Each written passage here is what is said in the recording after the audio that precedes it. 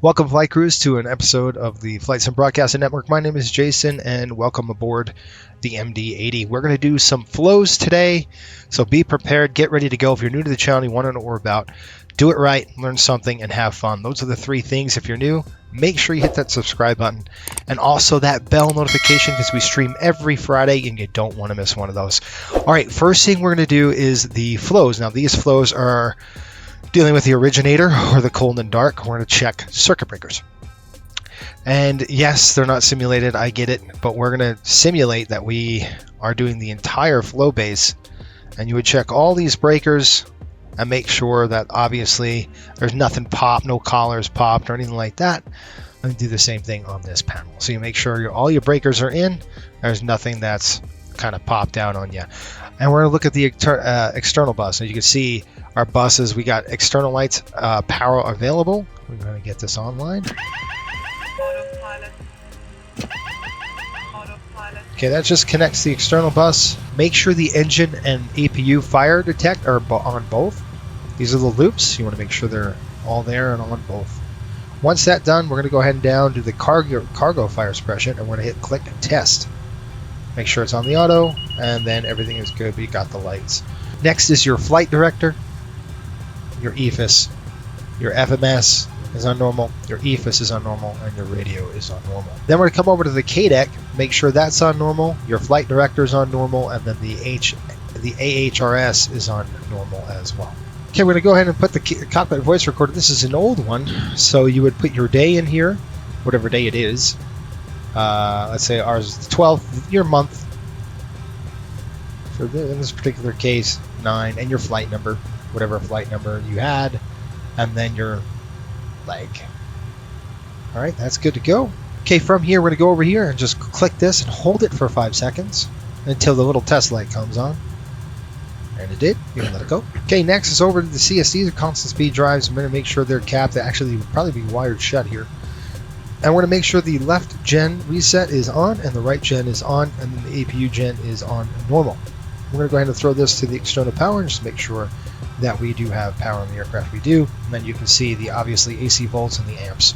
Okay, dropping down from that panel, we're going to go down to the APU bus. We're going to keep those off for now. When we get them online, we'll throw them on. We're going to throw the galley power on. Galley power is going to help get power to the coffee maker and stuff like that the flight attendants will use. The next is the AC bus cross-tie switch. You want to make sure they're in the auto and the DC is in the open position. Again, that happens where if we had an electrical failure or something like that, the cross bus tie will automatically operate and flip to the near circuit. That's going to provide power. Okay, emergency power is on the off position. That's right here. You could test that if you like. You can go throw that on. You can see emergency power in use. Battery switch, we're going to go ahead and throw that to the on position and lock it like that. Okay, next up on the switch is going to be the DC start pump switch. We're going to turn this on, and while we do that, we're going to look for the indications of the pressure low lights to extinguish. So I'm going to go ahead and throw this on, and you can see now they're gone. That right is gonzo. We're going to turn it back off, and you can see the right inlet fuel pressure low has illuminated. That's just a quick check on the start pump. We're going to go to the main fuel tank pumps, and we're going to check those. We're going to go ahead one at a time, make sure the left is off, flip it back off, and the right side, make sure that comes off, flip it back off. Same with the aft, and you can check that. So the both inlets are off. That's okay, folks. We're going to go ahead and test the crossfeed valve now. I want you to take a look at the left inlet fuel pressure low. Make sure the one right tank pump is on. Throw this valve to crossfeed on. See that left inlet pressure is now off, so we're going to go ahead and throw that position off. You can see left inlet fuel pressure low. That is a good test. We're going to keep that pump on. Okay, we're going to go to the engine ignition switches next to it and make sure they're both in the off position, and they are. EMER lights, you can see the emergency lights right here. We're going to throw that to the arm position. And you can see that would be on, so we're just going to go arm for this one. No smoking signs, chemtrails. We'll put them on, and our seat belts coming on. The next, we're going to check the current of the heater positions, which is right here, our anti-ice or ice protection panel, if you will. We're going to go to the captain side, and we do have current here. We do have aux, FO side, rudder, stall, left and right probes, pitot static. You're not going to see anything on the rat probe because it's on the ground. It's a limitation of the aircraft. Now, some of you have the Bravo quadrant and you go, I can't see anything. I rotate this and I got no current on the gauge. Why is that? That's because you've got to look at your mappings. Your key bindings in MSFS is screwing around with the Bravo. You got to find a way to get that out. So you just got to look at the key bindings on your Bravo, and you can flip the switches down. You just got to find out that right key binding and shut that off. And once you do that, you should be golden with this.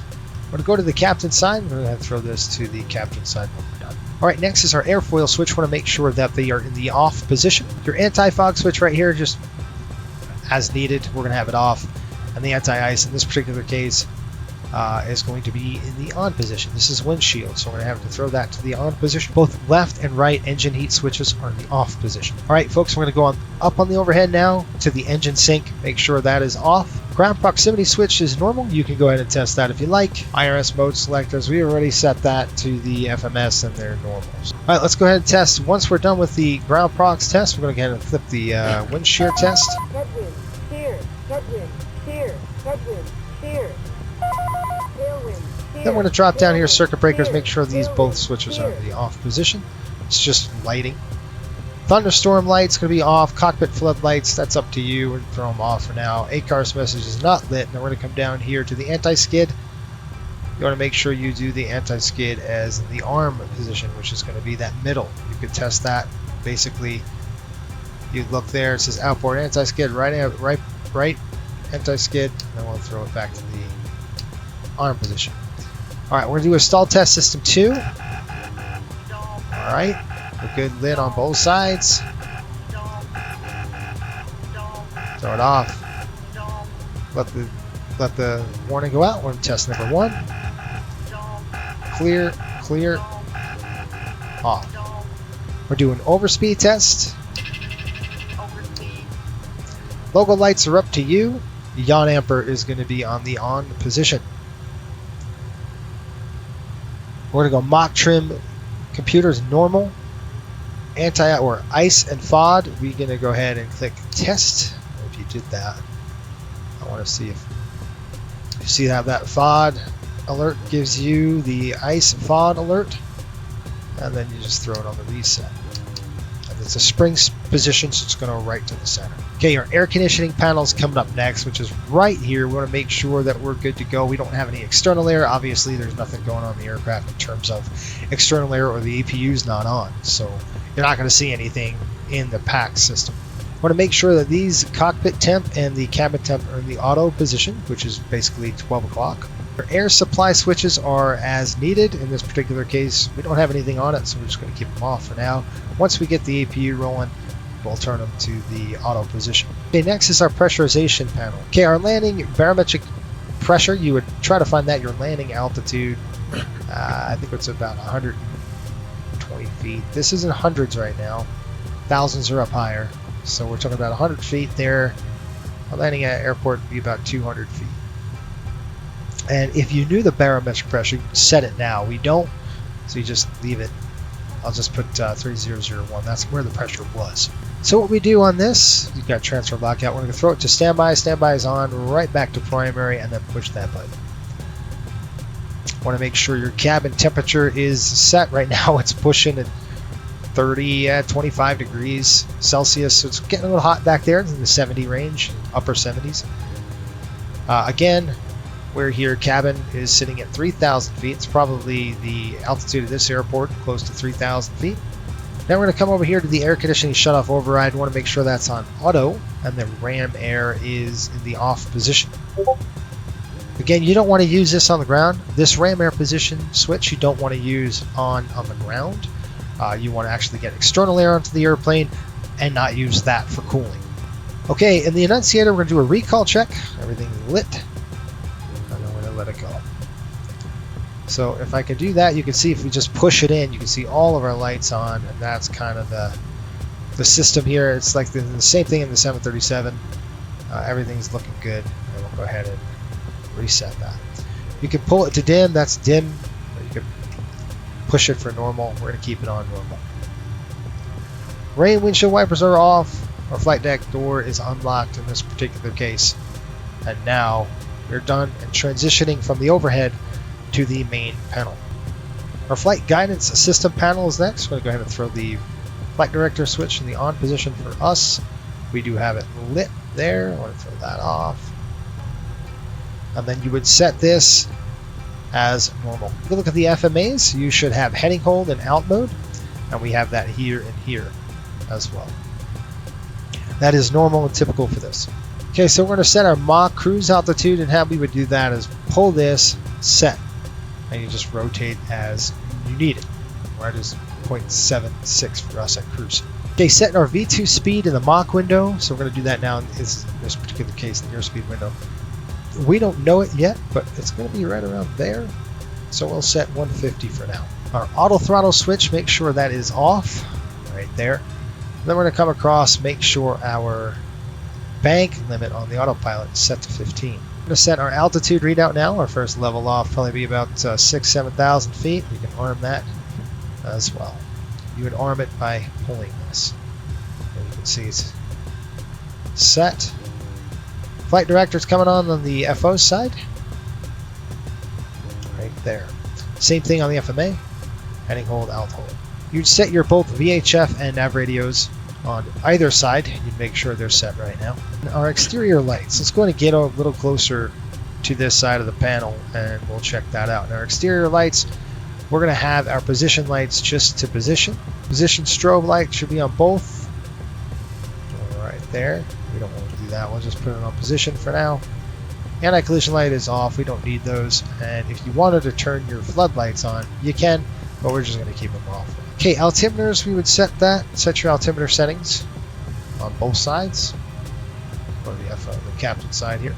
And then you'd want to cross-check your altimeter, right? So you would cross-check 3005, 3005, and then the FO side as well.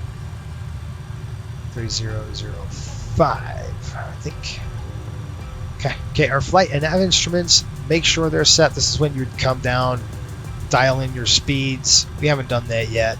You dial in your speeds. You make sure that your artificial horizon, I just aged myself, or your horizontal indicator is all set, ready to go. Your standby horizon, we're going to go ahead and pull and gauge that. That probably takes 2 yanks to get it going. There you go. You want to compare the captain's RDMI with the FOs as well. Just make sure heading is set and the headings jive up. Sorry, I hit the wrong button again on this thing. Let's check the true airspeed and the saturated air temp. We're going to do that right now by looking here. You should have 130 as default, and then whatever the outside air temperature is plus 22. That's set. Okay, check the clocks. Make sure they're good to go. So you make sure you're at 1839 GMT on both sides. That works. Want to make sure that your fuel heat, go up in the overhead here, make sure your fuel heaters are off. Okay, we're going to press both A and B loops to test our loops. We're going to try to do it simultaneously. There you go. We should hear a fire, left engine, right engine, master warning 2, master caution 2. Yes. There you go. Your loops are now on. We're going to turn those off. Okay, that was a good test. Art switch is on auto.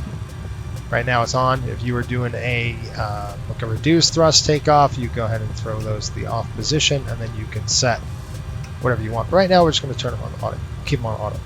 Okay, our engine instruments, we're going to make sure they're checked and ready to go. We're going to take a look at our air temperature set there. We have our fuel temp there. Oil pressures here. Oil temperatures are here. Well, quantities here. Hydraulic pressures there, and then hydraulic quantity is there. Flaps a little bit of a droop because of the hydraulic creep, but that's fine. When we turn on the pumps, they'll come up. We're going to go ahead and reset the fuel use indicator by pushing this, and then we're releasing it. It's all set and ready to go there. All right, we're going to go ahead and check and test the fuel in this particular case. Our fuel panel, our fuel quantity panel. I'm going to go ahead and test. You can see everything drives to 3,000, 3, 3, and 3. That is good. Release it. Again, you can test it on the B side. Same thing, 3, 3, and 3. degrees. At this point in the game, you'd probably be getting fuel on the aircraft. We already have fuel on the airplane here, but you might have some gas getting on. So you want to make sure that you read your total block fuel that you need versus what you have in your tank. It's really important that you actually leave with the right amount of fuel. Right now, this is the zero fuel weight calculator. You'd want to put that in there, whatever your zero fuel weight on your OFP, on your Sim Pre-Flight Plan said. You want to enter it here because this is actually going to calculate your gross weight for you with the fuel and the passenger load and all that. Okay, next is the brake temp. So we're going to go ahead and check our brake temps down here. We're actually going to throw the test. You should see the light all the way to 5, release it, and check your brakes. Should be 0, close to it. Before we leave this panel, we're going to go ahead and just test this. And you can see how that just drove to our EPR limit of 2.08, and then we can let it go at 12 degrees. So that's a good test there.